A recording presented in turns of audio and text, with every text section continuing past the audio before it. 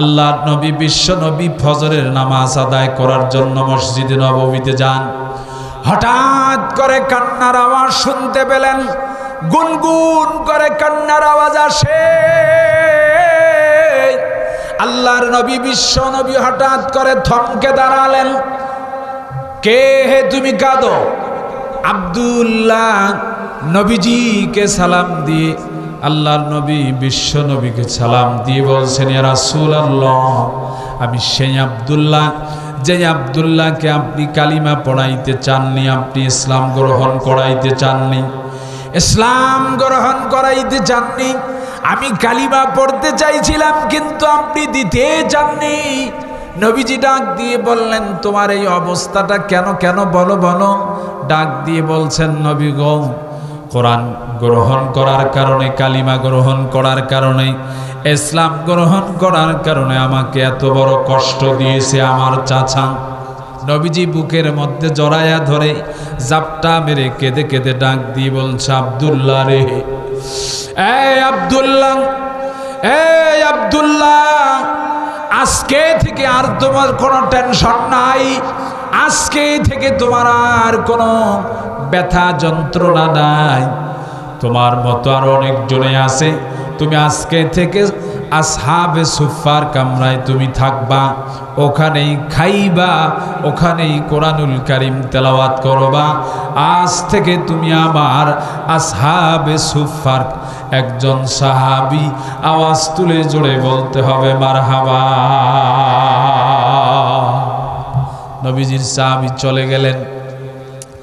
সম্মানিত ভাইরা আমার, আল্লাহর নবী বিশ্ব নবীর দরবারে একদিন এই আসহাবে সুফার কামরা থেকে কিছু মানুষ, কিছু সাহাবী নবীজির দরবারে চলে আসলেন একটা অভিযোগ নিয়ে। আল্লাহর নবীর দরবারে একটা বিচার নিয়ে চলে আসলেন। নবীজিকে ডাক দিয়ে বলছেন, ইয়া রাসূলুল্লাহ, ইয়া হাবিবাল্লাহ, ও নবী গো, আপনার দরবারে আমাদের একটা বিচার। কি বিচার? দ্রুত গতিতে তোমরা বলো। ডাক দিয়ে বলছে, নবী গো, আসহাবে সুফার কামরায় আব্দুল্লাহ নামে যেই সাহাবীকে আপনি আমাদের মাঝে দিয়েছেন, এই সাহাবী এত জোরে জোরে কোরআন তেলাওয়াত করে, এত জোরে জোরে কোরআন তেলাওয়াত করে। আমরা যখন ইবাদত বন্দেগী করি, আমরা যখন নামাজ কালিমা পড়ি, আমরা যখন নামাজে দাঁড়িয়ে যাই, এই আব্দুল্লাহ এত জোরে জোরে কোরআন তেলাওয়াত করে। এই জোরে জোরে কোরআন পড়ার কারণে আমাদের নামাজ ভুল হয়ে যায়, আমাদের নামাজে ত্রুটি হয়ে যায়। আপনি একটু বিচার ফয়সালা করুন। আল্লাহর নবী বিশ্ব নবী ডাক দিয়ে বললেন, রে আমার সাহাবীরা,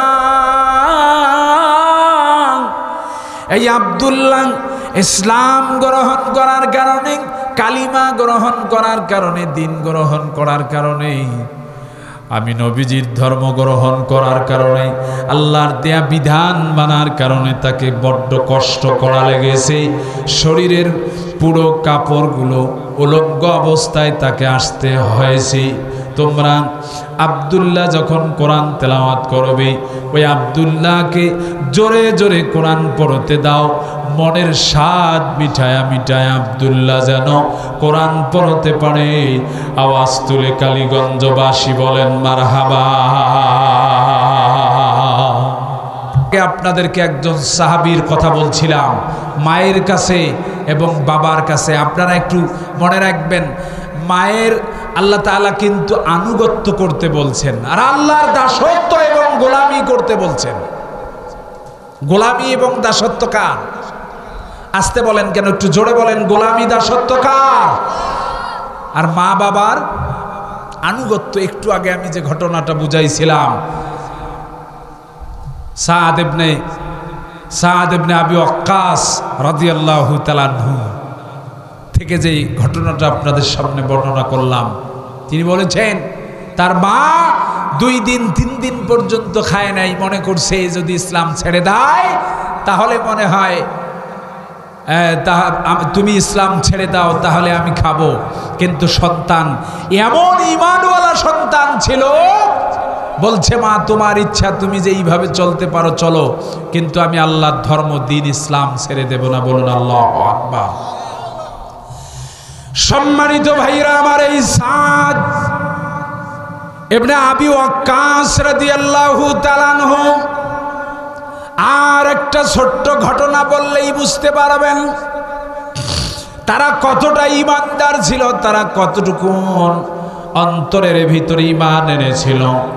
তারা ঈমানকে গ্রহণ করার কারণে, আল্লাহকে বিশ্বাস করার কারণে, নবীজিকে বিশ্বাস করার কারণে, আল্লাহর কোরআনের ওপর বিশ্বাস করার কারণে সাদ ইবনে আবি ওয়াক্কাস রাদিয়াল্লাহু তাআলা আনহু তিনি বলেন, আমি ইসলাম গ্রহণকারীদের মধ্যে 7ম নাম্বার ছিলাম।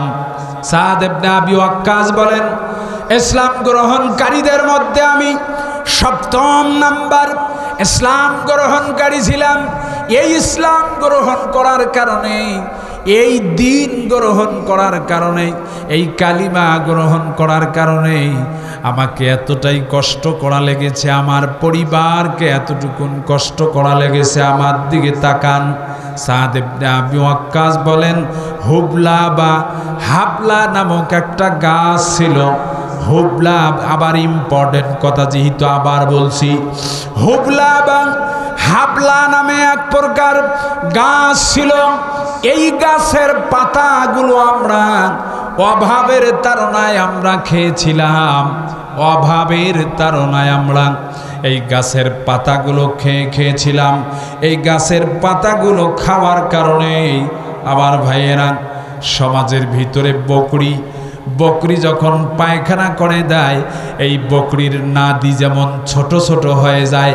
সাদ ইবনে আবি ওয়াক্কাস বলেন, এই হুবলা বা হাবলা গাছের পাতাগুলো খাওয়ার কারণে আমরা যখন ময়লা পরিষ্কার করার জন্য বাথরুমে যখন যাইতাম, এই বকরির ছোট্ট ছোট্ট নাদি যেমন এই ছোট্ট ছোট্ট নাদির মতো ময়লা আবর্জনা আমাদেরও কিন্তু হইতো। আওয়াজ তুলে বলুন আল্লাহু আকবার। আমরা খাওয়ার সময় তো আমাদের লঙ্গি যদি থাকে, লঙ্গির ঢেকা যদি থাকে, ঢেকা বুঝেননি, এটা রংপুরিয়া লালবনির ভাষা।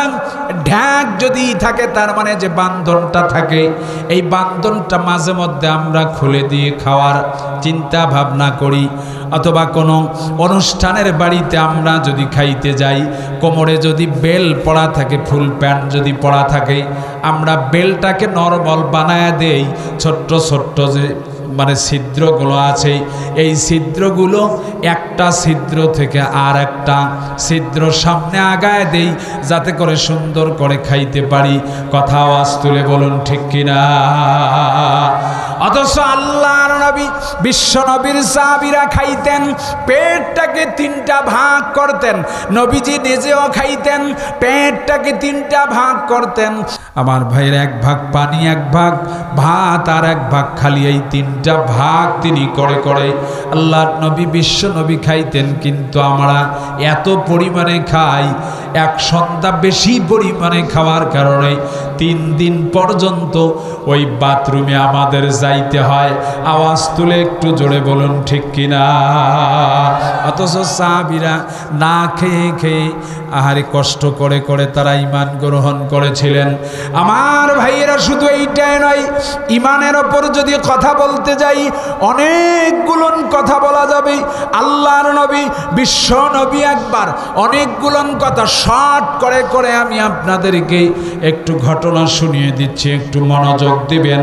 নবীজি আমার, আল্লাহর নবী, বিশ্ব নবী একবার সাহাবীদের উদ্দেশ্য করে নিয়ে ডাক দিয়ে বলছেন, সাহাবীরা তোমরা শোনো, তোমাদেরকে দান করতে হবে ইসলামের জন্য, কোরআনের জন্য দান করা লাগবে। এই দান সদকার ব্যাপারে বিশ্ব নবীজি তাদেরকে উৎসাহ দিতেছিলেন। এমন সময় হযরত ওমর রাদিয়াল্লাহু তাআলা আনহু, লুক এট মি প্লিজ, আমার দিকে তাকান। হযরত উমর রাদিয়াল্লাহু তাআলা আনহু আল্লাহর নবী, বিশ্ব নবীর দরবারে তার সম্পদের অর্ধেক সম্পদ নবীজির জন্য, ইসলামের জন্য, কোরআনের জন্য দান করার জন্য নিয়ে আসছে। হাত বাড়ায়া কালীগঞ্জবাসী বলেন মারহাবা।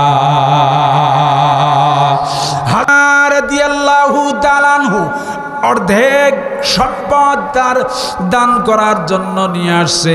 আমার ভাইয়েরা, আল্লাহর নবী বিশ্ব নবী এবার হযরত আবু বকর রাদিয়াল্লাহু তাআলা আনহুকে ডাক দিয়ে বললেন, ইয়া আবু বকর, তুমি কি দান করবা? জলদি করে, তাড়াতাড়ি করে বলো বলো। হযরত আবু বকর রাদিয়াল্লাহু তাআলা আনহু আল্লাহর নবী বিশ্ব নবীকে ডাক দিয়ে বলছেন, নবী গো, ইয়া রাসূলুল্লাহ, ইয়া হাবিবাল্লাহ, আমার ঘরের ভিতরে যা ছিল আমি ঘরের সব কিছু নিয়ে এসে এই জায়গায় দান করলাম, ইসলামের জন্য দান করলাম। আল্লাহর নবী বিশ্ব নবী এবার ডাক দিয়ে বললেন, তাহলে তুমি ঘরে কি রেখে এসেছো বলো বলো, পরিবারের জন্য তুমি কি রেখে এসেছো? আল্লাহর নবী বিশ্ব নবী এবার ডাক দিয়ে বলছেন, আবকাইতু লাহুমুল্লাহ ওয়া রাসূলুহু,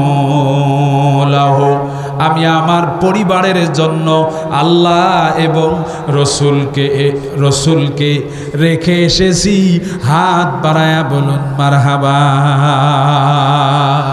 আবু বকর বললেন, নবী গো, আমি ঘরের ভিতরে কোনো সম্পদ রাখি নাই, আমি আমার পরিবারের জন্য আল্লাহ এবং রসুলকে রেখে এসেছি। হাত তুলে আর একবার যদি বলা যায় মারহাবা। সম্মানিত ভাইয়েরা আমার, এইটার নাম হলো ঈমান, এইটার নাম হলো ঈমান, এইটার নামেই হলো আল্লাহর প্রতি ঈমান, এইটার নামেই হলো আল্লাহর নবীর প্রতি ঈমান। এই জন্যই তো আমানতু বিল্লাহি ওয়া মালাইকাতিহি ওয়া কুতুবিহি ওয়া রাসূলিহি ওয়াল ইয়াউমিল আখিরি ওয়াল কদরি খায়রিহি ওয়া শাররিহি মিনাল্লাহি তাআলা ওয়াল বা'সি বাদাল মাউত। এই 7 থেকে 8টা বিষয়ের উপর আমাকে আপনাদের সকলকে অবশ্যই ঈমান রাখতে হবে, ঈমান আনতে হবে। কিন্তু আমরা একটার উপরে ঈমান আনি আর একটার উপরে ঈমান আনি না। আমরা সমাজে কিছু মানুষ আছি, না জানা বক্তব্যগুলো আন্দাজি কিছু মানুষের কাছে প্রচার করি। আমরা অনেক সময় কিছু মানুষকে পাই, মানুষেরা বলে যে আমি দুনিয়ায় বেঁচে আছি, এই বেঁচে আছি থাকার পরে নাকি আবার কবরে আল্লাহ পাক নাকি আমাকে জিন্দা বানাবে, আল্লাহ পাক নাকি আমাকে আবার কবরে তুলবেন। এটা অসম্পূর্ণ, এটা মিথ্যা বানোয়াট কথা। সমাজে কিছু মানুষ এই জাতীয় ভাষা কিন্তু উল্লেখ করে, অথচ আল্লাহ তাআলা ওই মানুষগুলোর জবাব দিতে গিয়ে বলেন, কাইফা তাকফুরুনা বিল্লাহি ওয়া কুনতুম আমওয়াতান ফাআহইয়াকুম সুম্মা ইউমীতুকুম সুম্মা ইউহয়ীকুম সুম্মা ইলাইহি তুরজাউন।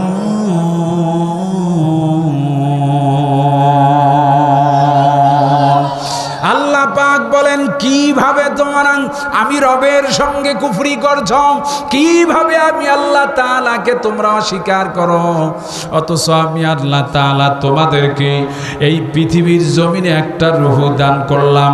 এই রূহ দান করার পরে আবার তোমাদের মৃত দান করব, মৃত্যু বরণ করার পর আবার তোমরা জিন্দা হবা, জিন্দা হওয়ার পরেই কিন্তু তোমাদের প্রশ্ন করা হবে, মার রব্বুক ওমা দীনুকা ওয়া মান নাবিয়ুকা। এক এক করে 3টা প্রশ্ন করা হবে। প্রিয় হাজিরিন,